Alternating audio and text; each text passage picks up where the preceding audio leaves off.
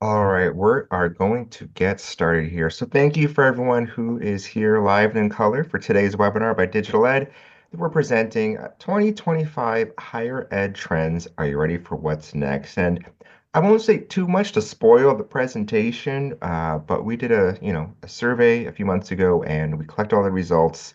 And we are going to present those results and really just discuss and analyze what's going on in higher ed today. So before I start, I'd like you to meet who's talking today on today's webinar. So you'll see their faces anyways in the Zoom participants panel, but a little bit of background here. First, we have Marty Callahan. Marty is our CEO here at Digital Ed.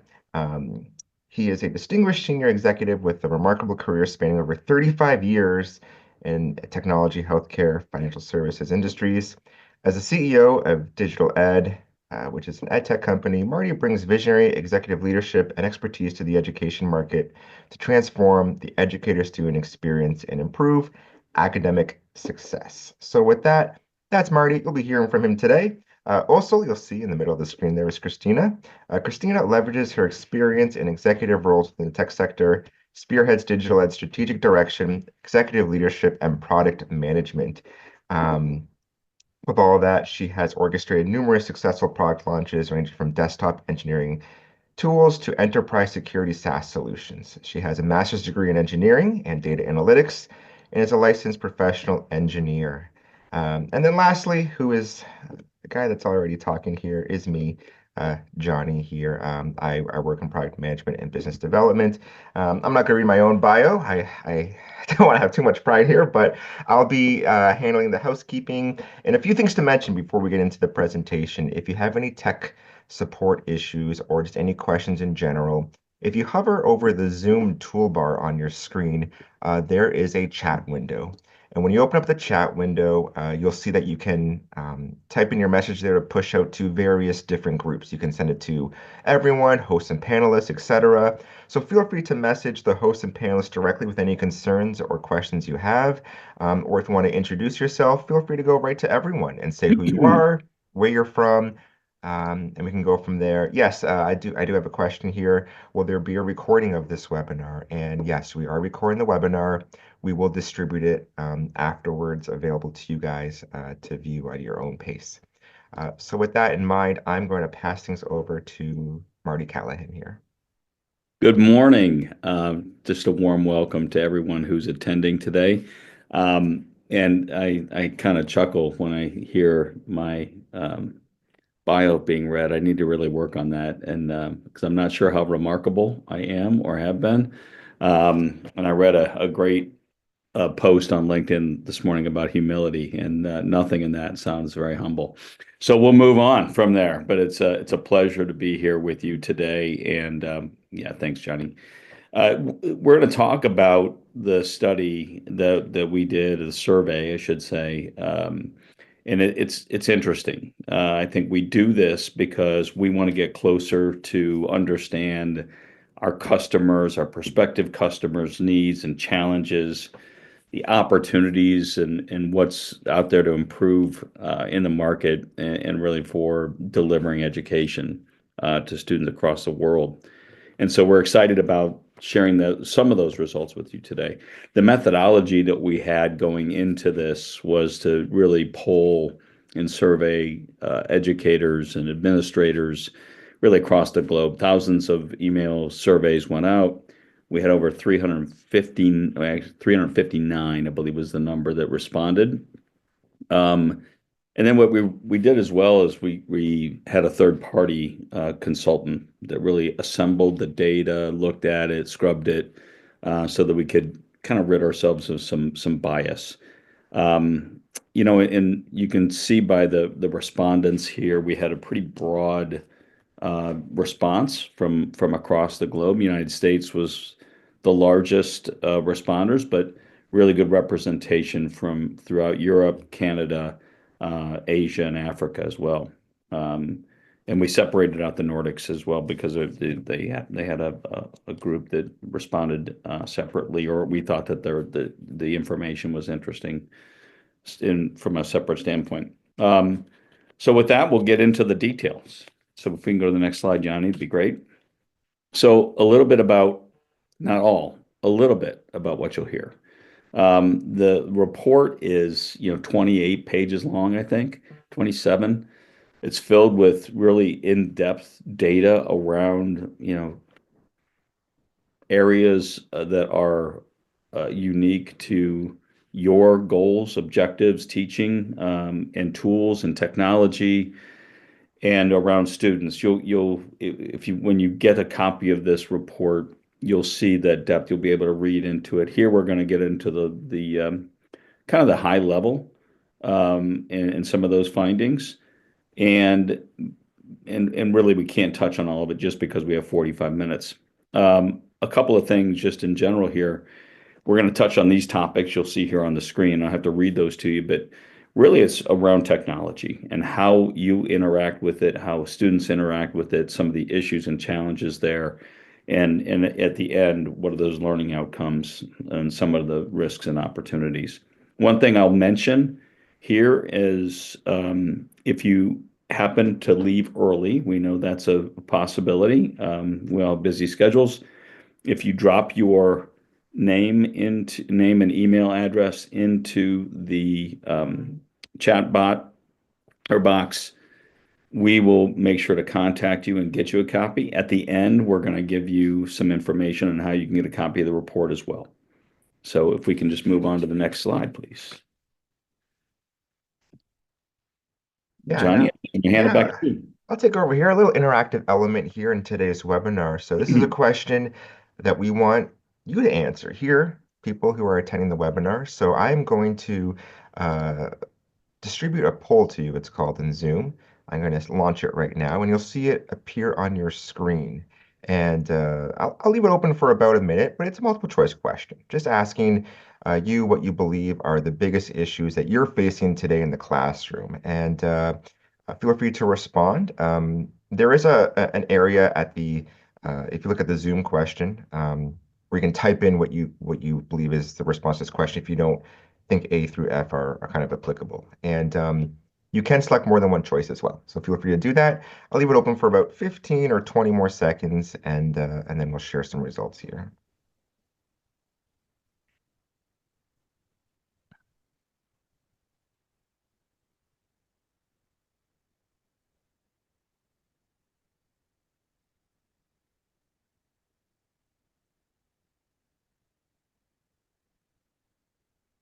All right, responses are still coming in pretty fast, so I'll just give you guys uh, 10 more seconds, 15.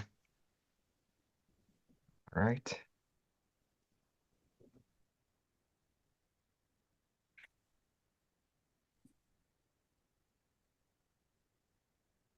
All right, I'm going to share the results back with you guys. You can see them on your screen now.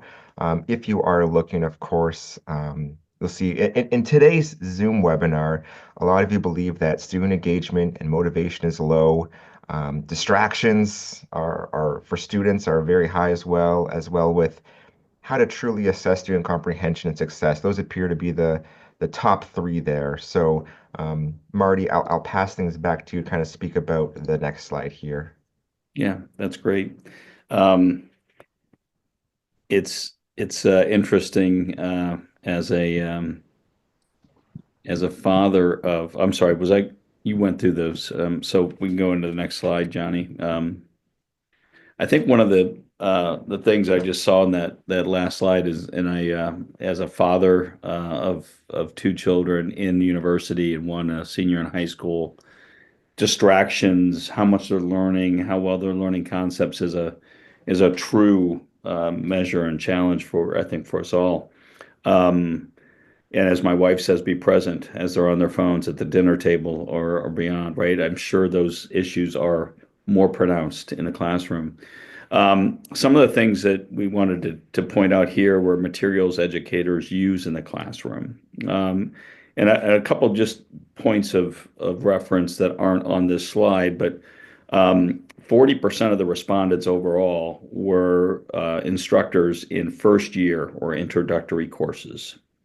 So interesting combination of kind of the respondents here. And 25% were in third and fourth year classes and upper level instructors. So we have a pretty good mix, which is interesting. I think our customer base largely has a lot of those first and second year courses. Um, Certainly, they teach into the more advanced level courses, but it's a good mix here. And the other thing is, I think the most resounding item here is that the 50% have a combination of resources they use, and we'll talk about some of these here in a second, whether they're commercially available or whether they've developed them on their own. The other 50 use those, self-developed materials and not using a combination. So it's just interesting for us to see and think about how the kind of the teaching world looks at materials that they use. We weren't too surprised, that the UK, Europe, and Canada are more likely to use self-developed materials than the United States. Really, largely more commercially available textbooks and materials and publishers. So that didn't come as a surprise to us, and it played out here.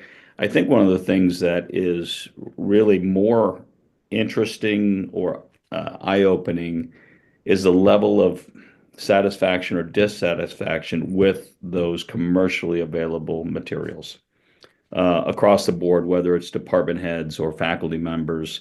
The satisfaction rate is relatively low.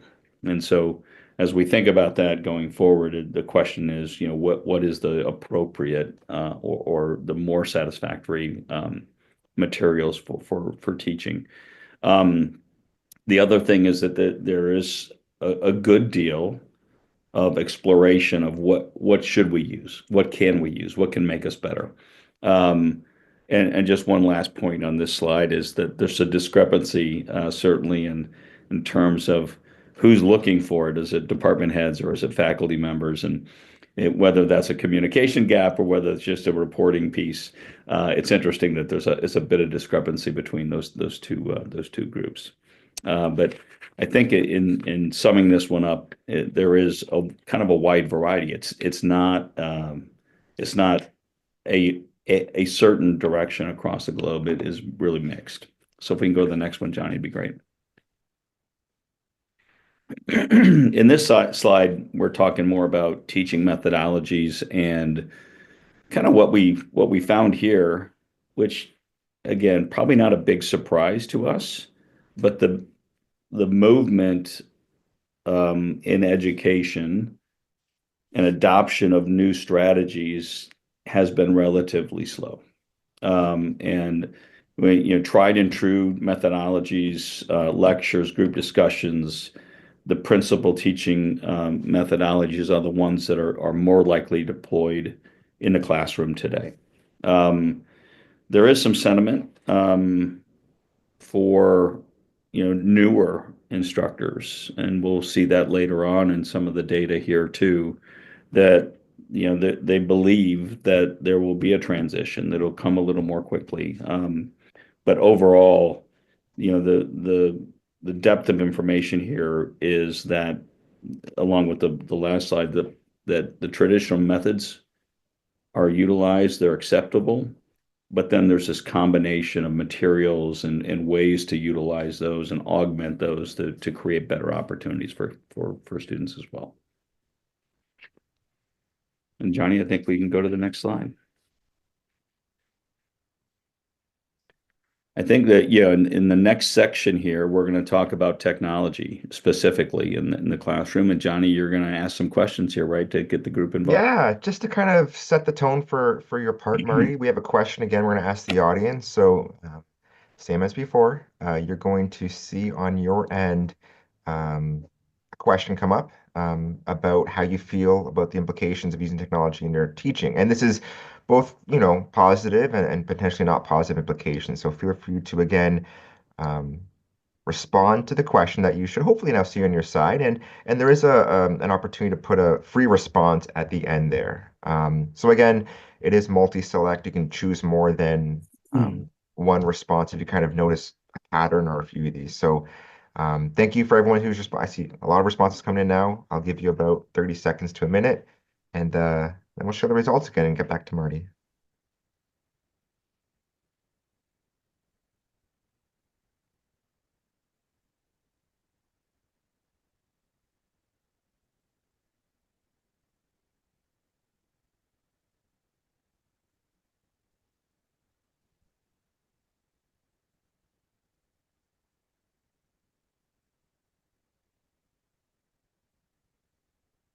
All right, a lot of responses still coming in. I'll give you another few seconds before I end the poll and share the results. Uh, there we go. Okay, so let me end this now and share the results back with you. So just to recap, you should see them on your screen now. Um, the top three, I would argue, I'll read off. First, and that is leading the charges. People feel attending this webinar that it gives you more flexibility in how you deliver your lessons and assessments online. Following it up is students are more likely to engage and participate. And then third highest was that it seems to allow for a more personalized learning experience for your students. And I'll just point out these are all the positive implications that people are feel technology gives them, which is great. So with that, I'm going to pass things back to Marty here to continue his presentation. I forgot to mention at the beginning here, as as we're kind of speaking about the group here, we have about 115. We had over 300 people sign up for the webinar, and about 115 of those were our existing clients. So it's a great perspective to have both in the webinar and answers. And I think the view on technology that we just saw there is, from the positive is it gives opportunities, right? To engage, um, be more personalized and do some or have some opportunities to improve overall the student experience.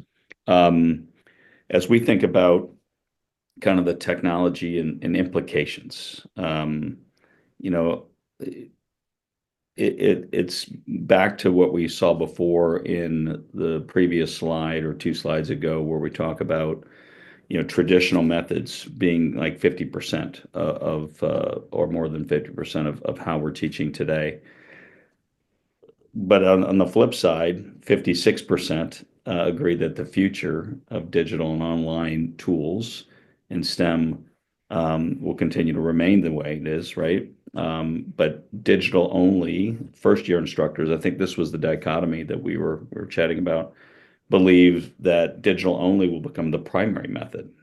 So think about that in terms of a transition. And I think we framed these questions in like the next 1 to 5 years. So our view and our as we think about and look at the market, that kind of drastic change in the market's probably a little more unlikely in the next 1 to 5 years, right? That we completely go to digital only. But we do see that through our own interactions with the market and with our current customers, that there is a trend to increase it.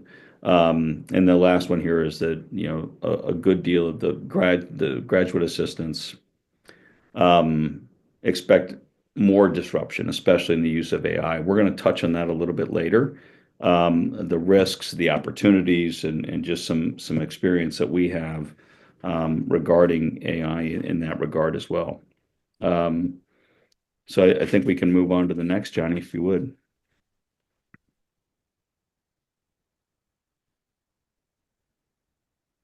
Thank you. So, kind of how is technology being used today to augment, support, and assist really in the in teaching methodologies?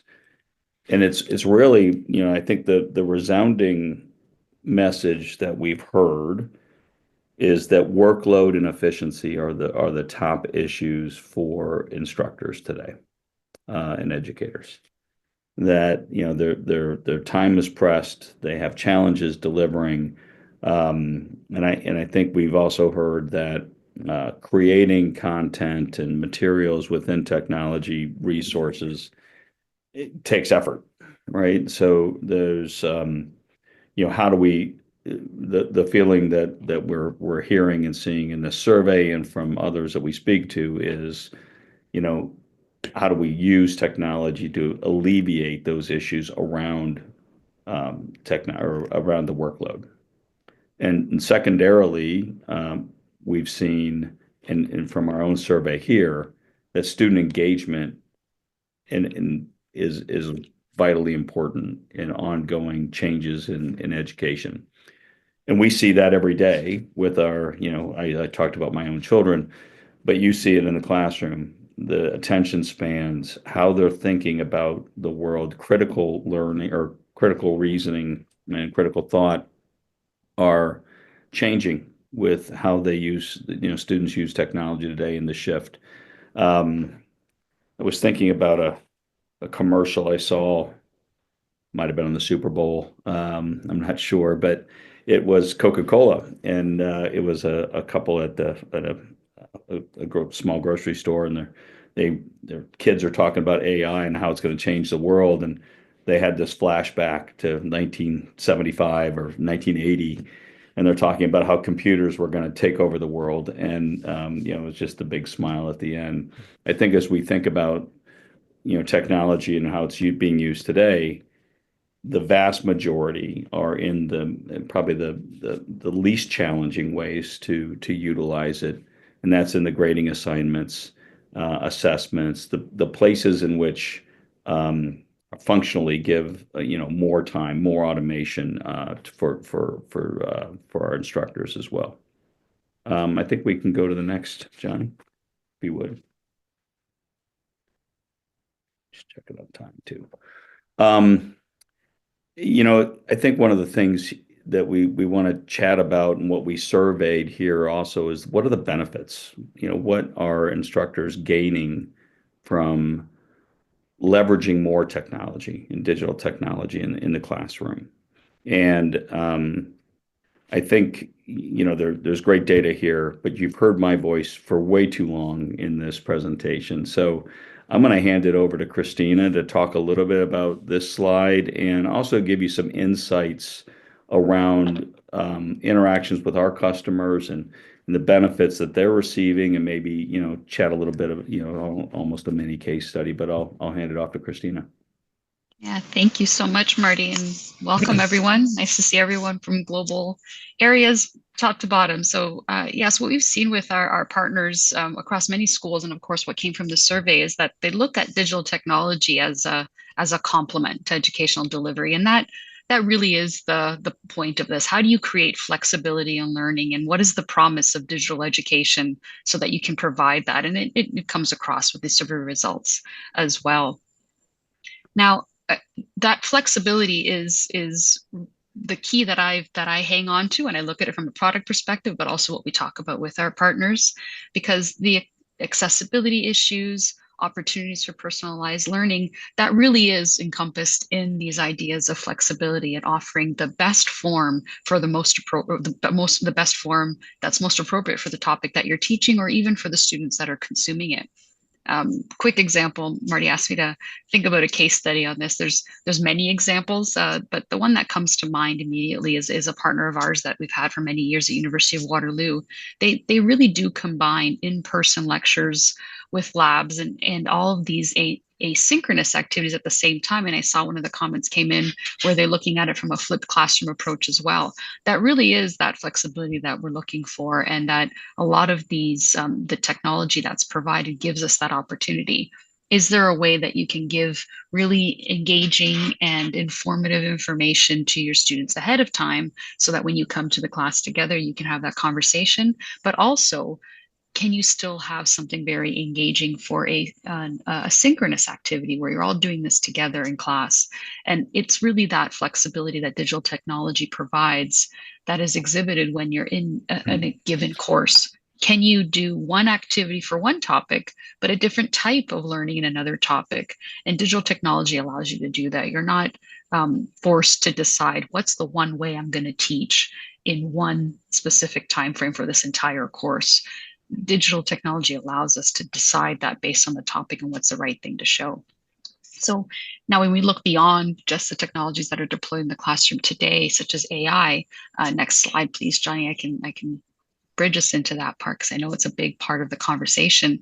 There's generally a lot of optimism around AI, but what became clear in these results was that there's a lot of considerations, and you really look at what's the ethical use of AI technologies and those policies that are either definitely need to be established or the ones that are just starting to germinate on its effective use. And that's paired up again with the professional development on how to use these tools.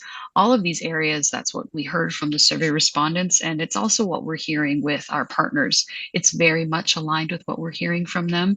And it also helps us inform how do we think about the adoption of AI in digital tools like Möbius going forward and what's appropriate for what needs to be used.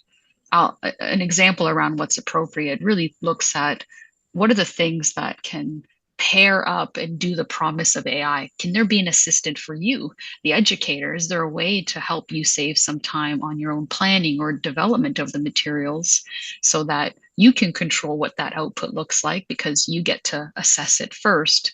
Those are the types of things that seem to be more palatable from the market and from your peers today, where that's something that they can control what's seeing out there. Whereas there's a little bit more caution on the implementation around, well, who's grading that? What's that? Is that a black box behind there? How is that model learned or educated? What was the context of the material and the source material that it used to judge whether or not something is correct or incorrect?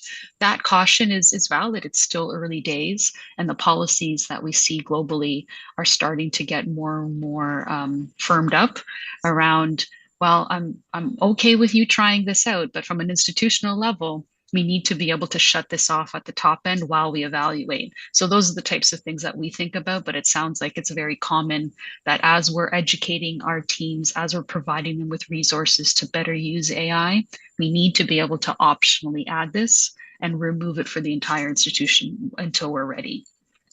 So those are the types of things that we're learning, obviously, from this survey, but also informing us going forward as we explore opportunities for using AI, not only as an assistant to you as educators, but also how do you take that next step for grading and assessment to help with your time. I don't know, Marty, if you have any other comments as we move to the next slide. No, I think that's great. Yeah, we can move to the next, Johnny. And I think it's back to me on barriers. And so, I think the driving, challenges here aren't any different than anywhere else in technology adoption. And it's really around, obviously budget. And we talk about that, or we see that in the survey. Mostly it's a kind of how does the budget get rearranged? How is it, justified in terms of whether it's a return or is it time savings? Are there things that create kind of a different look around the delivery of in the classroom? And I think, as we've seen in this and with our clients, you've mentioned University of Waterloo, it comes with a kind of the belief and the change and how that deployment will change the delivery, right? And it's the budgetary issues are real across the globe. We see it throughout Europe. We see it in Canada, certainly in the US as well, where the budget dollars don't get increased, but it's how you spread them out and how you make changes and adapting the budget to fit kind of a new delivery mechanism. And that those are big changes, and it was clear here that those were identified. The other is kind of aligning with those learning objectives, and Christina talked about that with AI. We've talked about it in terms of the multiple ways in which we use materials in which to deliver education. And throughout all the discussions we've had with our clients, with our prospects, and in this survey, there is no change in that whatsoever, right? Everything that we hear and our customers do is aligned with at the end of the day with outcomes and learning objectives. And so if technology isn't aligned with that, it's not going to fit regardless of the budgetary issue. So, it is a big hurdle, and it has to be again, developed in a way in which that it provides that augmentation and creation of and measures of those outcomes and objectives. And then finally, I think the other thing that we've heard is it has to be easy to use and friendly. And there's no that goes across every industry and every technology deployment. If it's hard, no one uses it, right? It's a challenge. You can't achieve alignment with your learning objectives if no one uses it because it's too hard to use. It's not friendly. It's not engaging. And so I think these aren't surprising to us. But finding the right partner that can work within those limitations or within those barriers are really important. I think one wasn't mentioned that maybe we thought would be pure integration to LMS into your other systems. And I think that's an important piece of this, whether that's part of budget or alignment, that we find often in our discussions as well. Okay, I think we can move on, Johnny.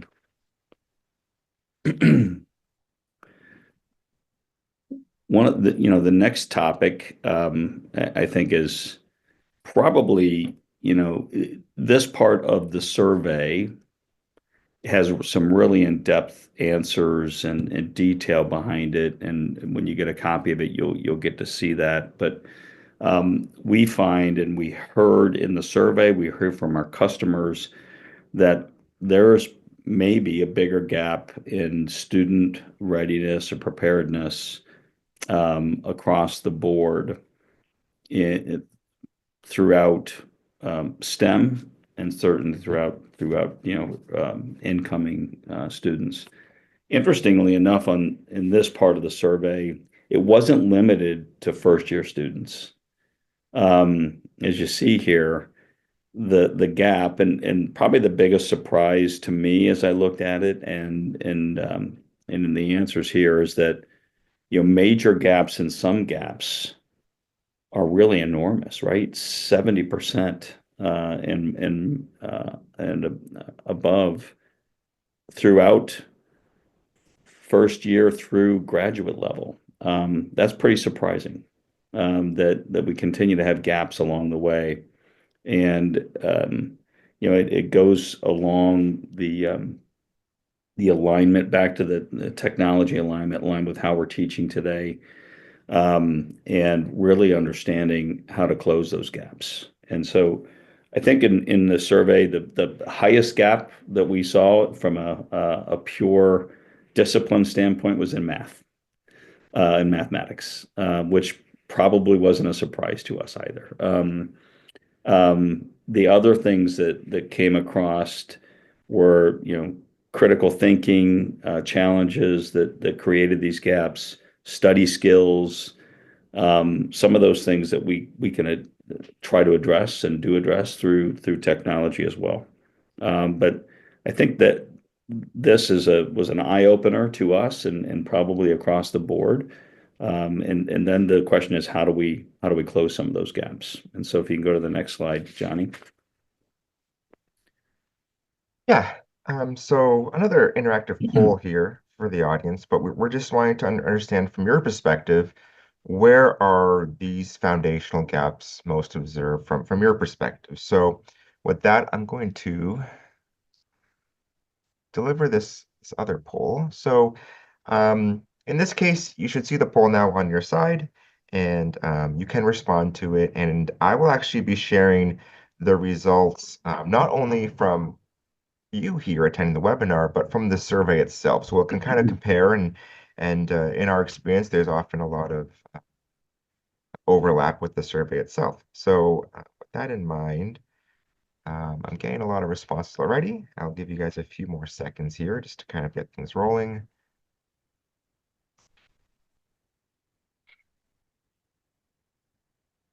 We have 50% participation, and I see more coming in, so I'll just wait one more second.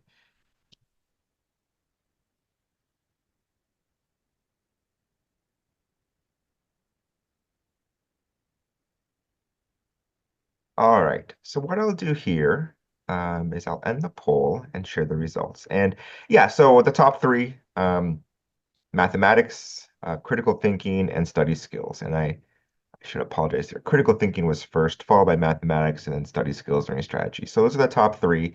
Now let's see what the survey yielded. Again, like Marty mentioned, there was over 350 participants. So I'm going to do a little survey says style here, channel my inner, I'll say Richard Dawson, but maybe people don't know who that is, but I'll go here. And at the bottom there is actually a tie, 8% between digital literacy and information literacy. So those were two at the bottom. 8% identified that as a foundational gap that was observed. Followed through then by reading comprehension with 10%, writing at 14%. And I believe we're at the top three now. So critical thinking had 19% from our response in the survey, followed by, in our case here, study skills and learning strategies. And at the top, survey says mathematics with 22%. So the top three in our survey, it's not the same order, but they also match the top three from today's response here in the webinar. And we did this a few weeks ago, and we had the same idea, right? Where it's these three really are gaps across the board that are being noticed in higher ed. So Marty, I'll pass back to you if you want to say anything else on the slide. If not, I can go with the next one. Yeah, I hope I didn't give away too much when I talked about some of this before it influenced the poll, but no, I think it's evident that the gaps exist. I mean that is a challenge today for educators. So yeah, we can go to the next, Johnny. So in the survey again, we ask, we know that gaps do exist. We assume that they did. And how are they being addressed? And it's a variety of methods, right? And tutoring topped the list, right? Online and supplemental materials and mentoring programs were ways in which our educators are addressing the needs and those gaps for students. Kind of, I think the interesting things here as we look at it is it's more of a change in student behavior, right? And so where they need extra help and assessments and quizzes, preparedness for that. How do we get them to align with learning to actually performing on those assessments and quizzes? Same for homework and assignments. So I think it's really telling when we talked about, digital technology and alignment with learning objectives. And so I think the parallel here or the alignment here is pretty evident. And so how are we creating that, ability to align those things so we get better performance? And how are we doing it again with traditional teaching methods? So I think the question here is, they need the help. We're trying different things, but we're not closing the gap as quickly or as effectively as we had hoped. And that's kind of a finding maybe in the survey results. And Christina, I don't know if you have some comments you might want to add in terms of how some of our clients might be doing this or just overall. Yeah, I think generally overall, I think it's pretty clear in here, and it does align with what we're hearing from our customers and our partners as well. Is that I think, as you all know, also listening here, the assumption that educators are only dealing with the journey to achieving the objectives that you're focused on for a particular course, it's just inaccurate. Like there are other things that you're dealing with beyond just teaching them from the beginning of that journey to the end. And that if you want your students to succeed, you need to find paths or find the means to be able to get them to an assumed baseline before you can even start on your curriculum and getting down that path. So there are a lot of different ways that you can address this, whether it's, I think within the mathematics realm in first year, there's placement testing that's done for that. There's some readiness courses that are taken. There are a lot of schools that we've dealt with that have these wonderful internal tutoring organizations. You see that's in here as well. In the UK, we see that a lot where they have like a math group or a internal tutoring group where students can go and get those resources. All of those different pieces are ways that these foundational gaps are addressed. And they all really do depend on what the rhythm of what you're seeing at your institution.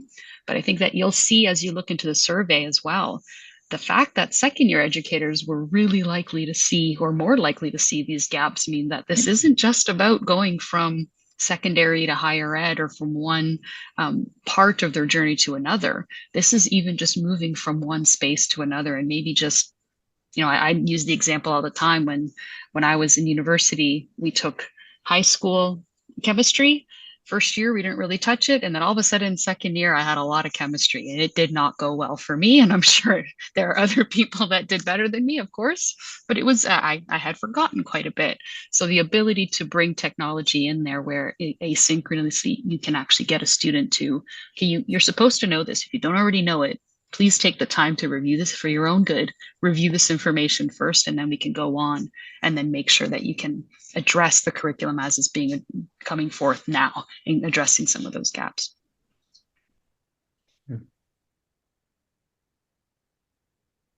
Okay, Johnny, can we move to the next slide?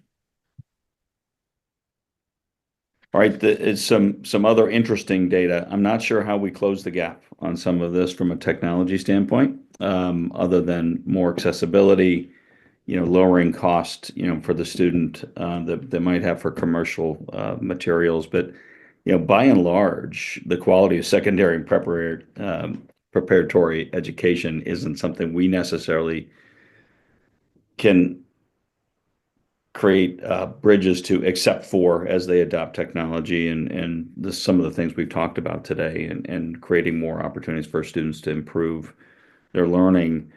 The majority of the rest of the answers were around financial issues for students and disadvantaged students. And so I think it's just a consideration to think about.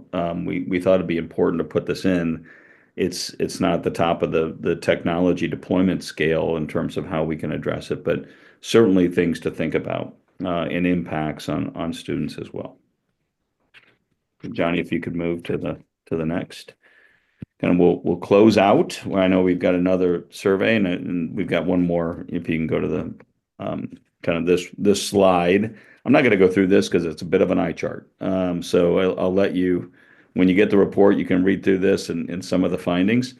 But what I'd like to say here in closing, I know we're wrapping up time here, but there are several key findings that the report's going to show to you, and I won't read through all of them, but a few that are interesting, right?